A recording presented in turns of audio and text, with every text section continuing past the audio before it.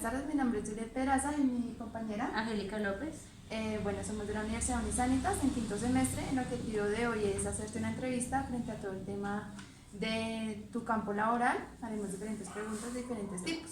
Entonces, pues vamos a comenzar. Si quieres, comenzar con tu nombre y pues, ¿dónde trabajas? Bueno, mi nombre es Jason Sáenz, actualmente soy psicólogo de la Clínica Neurorehabilita. Es una IPS que trabaja con población autista y normalmente hago procesos de intervención en chicos en esta condición, tanto menores de edad como adultos. Ok.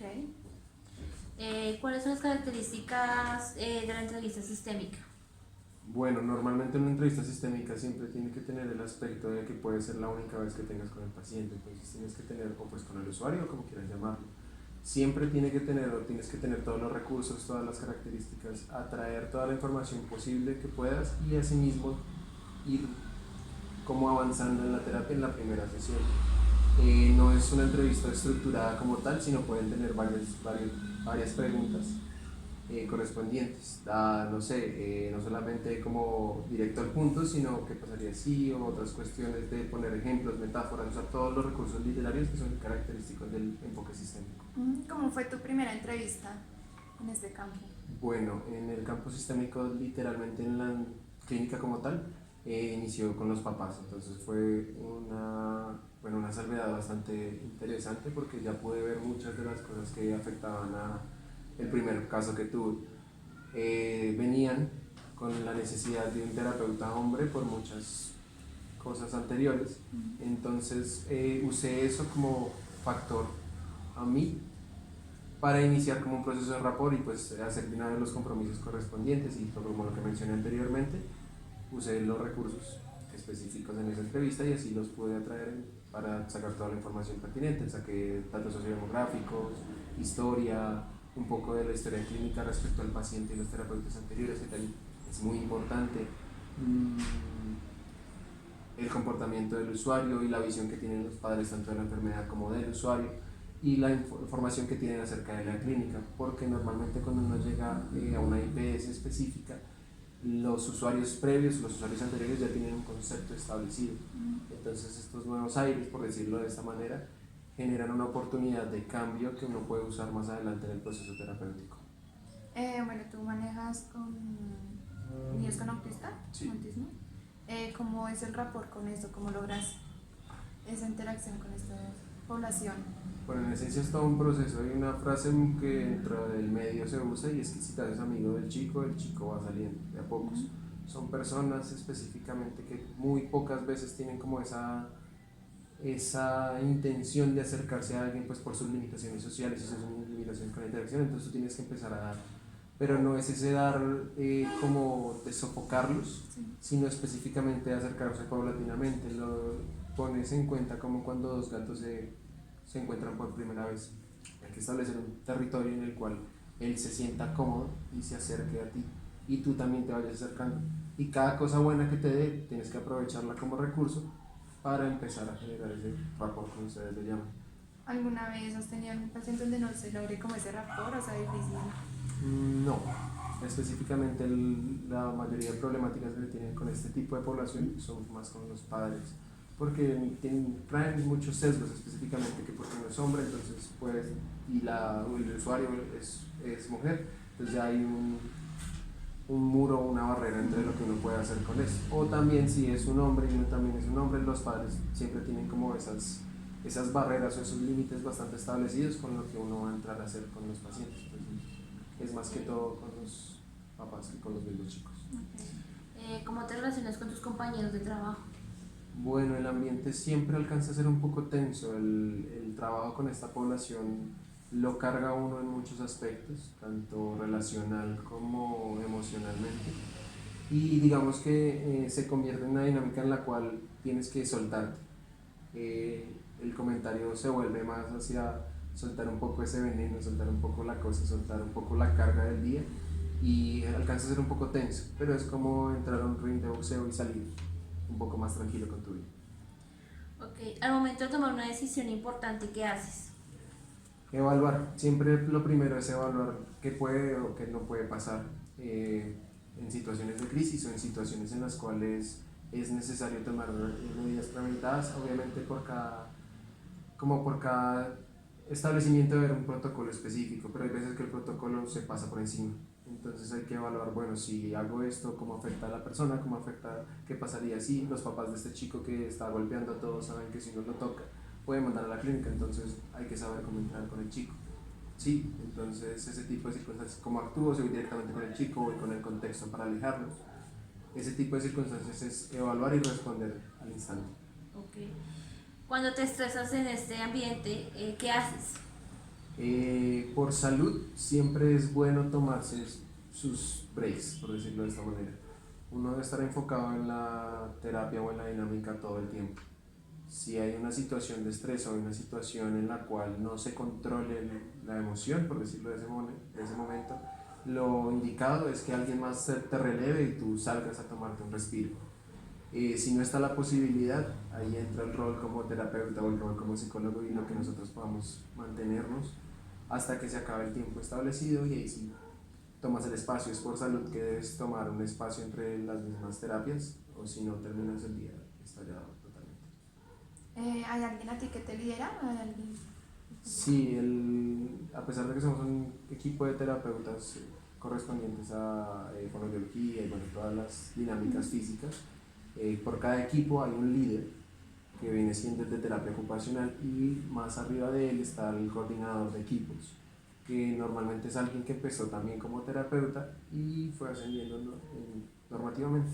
¿Qué pasa si tú fueras en ese momento el líder? Esa circunstancia sería totalmente diferente porque ya entraría más a jugar con lo que puede hacer con la familia en sí.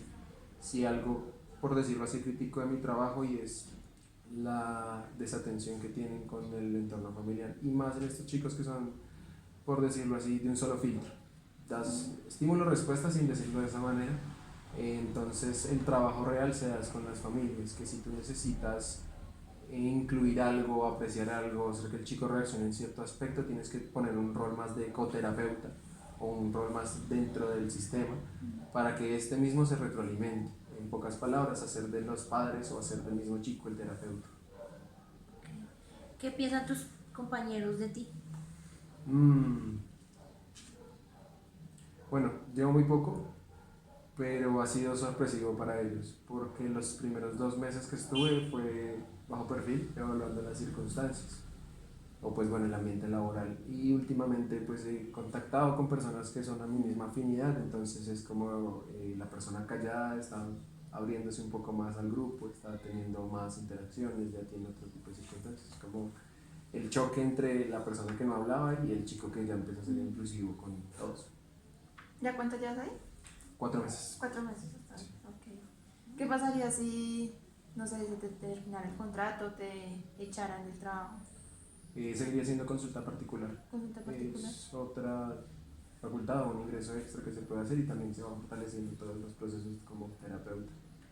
Ok, y bueno, en este caso ya entrarían otra población, o seguirías también manejando la misma población. No, específicamente mi especialidad es en familias y adolescentes, por decirlo de esta manera.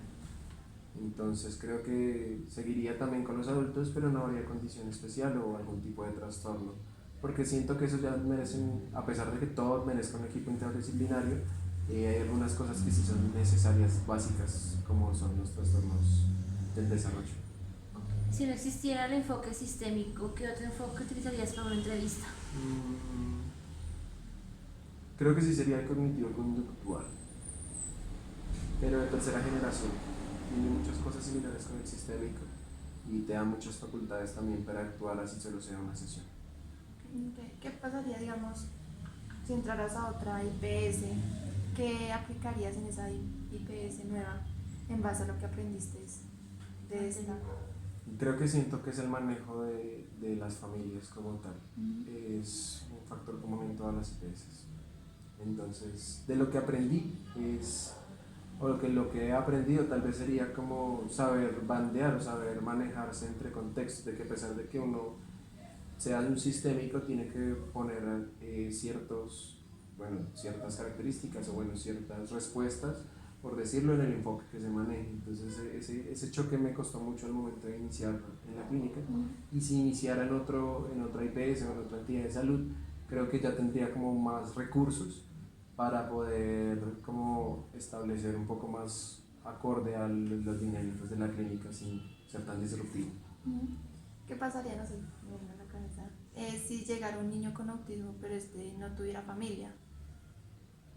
Normalmente ese caso no llega específicamente a la clínica porque es como una tercerización de EPS. Cuando sucede esto es cuando están en condición ya, como son entidades como el ICBF o el INEM, bueno, ese tipo de cosas, que ya tienen otras instituciones aparte, pero creo que sería un campo mucho más fácil de atender. Si tú tienes solamente interacción con el paciente, es lo que tienes que hacer y ya. No tienes que estar predispuesto o ponerte a pensar qué podría pasar si aplicas ciertas circunstancias. Si hay que hacer control, haces control y ya. No puedes hacer control diciendo no, pero es que lo más posible es que se ponga molesto el padre o la madre, no sé, eso depende.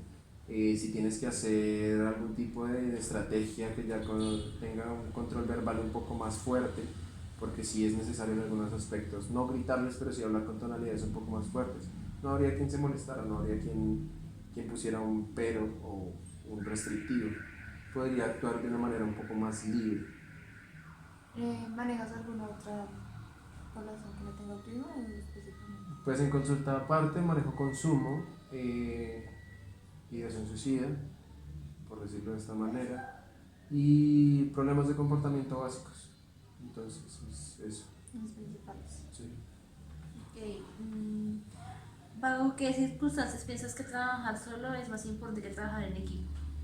No creo que sea importante trabajar solo, la verdad. Siento que siempre, como mencioné anteriormente, debe haber un campo interdisciplinario.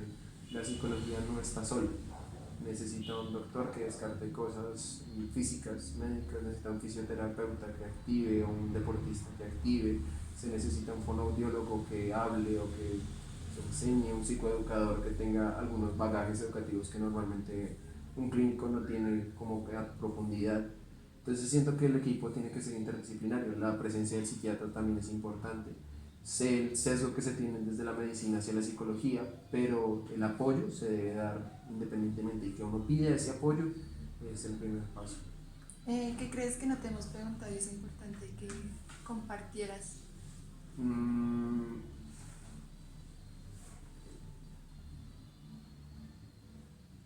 puede ser el hecho de la carga laboral, cómo se maneja normalmente. Eso es bastante importante, y más en el momento en el cual se vayan a enfrentar a la vida laboral. Porque es como llenar un tarro. De un momento a otro te desbordas y no es específico que tu estrés o bueno, tu carga emocional, tu carga física se pierda en el momento en el cual pues estés con un paciente, o puede que estés con tus personas llegadas, familia, amigos, pareja. Entonces es necesario como tener un filtro, un desfogue específico, ya llámenlo deporte, algo artístico, puede ser hasta salir a caminar, algo que literalmente bote todas esas energías, por decirlo así, para que después no encuentres el peor momento para poder desligarte de tu rol terapéutico. ¿Y tú cómo manejas esa parte? Hago teatro, normalmente acrobacia y ese tipo de cosas en la escena. Estoy muy enfocado en eso. También me manejo en la cicla, muy poco transporte público, hago más actividad física. Y pues sí, es eso, actividad física y artística. ¿Cómo te ves en 5 años? Con una maestría, dando clases. Ese es mi enfoque, esa es mi meta. Quiero dar clases. ¿Y qué has hecho para lograr eso? Diplomados, cursos, estoy aspirando a varias becas para tener la maestría y empezar a dar clases. A veces doy asesorías en la universidad o doy algunas conferencias dependiendo de lo que necesiten por medio universitario y ese tipo de cosas. Es importante para mí. Ok. Bueno, pues esto sería todo por hoy y muchas gracias Vale, que por estés bien. compartir todo.